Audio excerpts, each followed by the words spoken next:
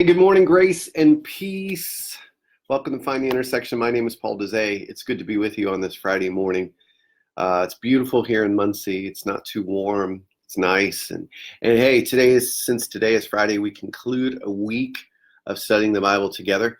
And now, for me, this is my favorite day of the week because we get to look at the four passages and determine themes or threads that run through all of them. And so this particular Sunday is Trinity Sunday. So with that in mind, the people at Lectionary kind of give us a heads up that the main theme or thread within the scriptures this week is the Trinity, the Father, Son, and Spirit. So with that in mind, there were three intersections that I stood out to me. The first is the Trinity. The Father, Son, and Spirit is all about relationship. The relationship between the Father and the Son and the Holy Spirit. It's not just a doctrine, it's a relationship.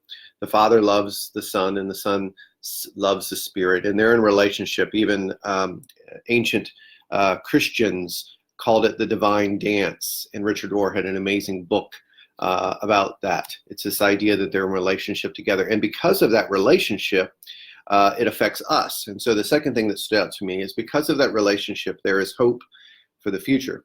Now, both in the Gospel of John, there's this interplay between what the Father gives the Son gives to the Spirit, and the Spirit declares to us. And so Jesus isn't leaving us alone. He gives us a Spirit as a promise and an inheritance of what's coming to the future.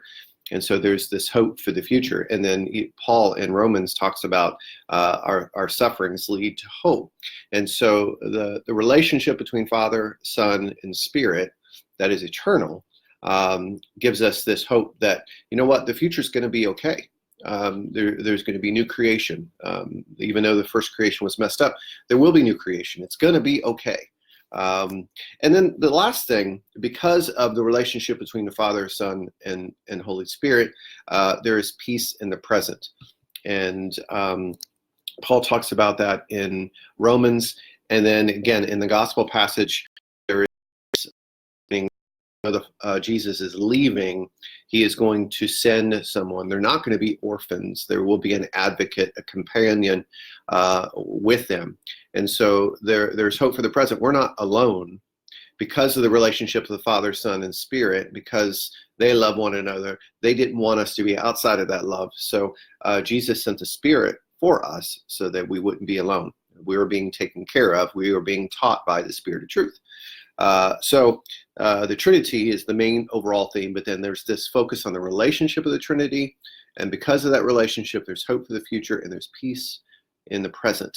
There's so much other stuff in here. So I'm really anxious to hear what intersections you found this week. So if you would jot them down in the comments, I'd love to learn from you. And then we'll be back next week, and we'll just start all over with 4 new passages, and we'll keep rocking and rolling and learning and growing and being transformed by the Holy Spirit. That's it. Hey, have a great weekend, everybody. Grace and peace.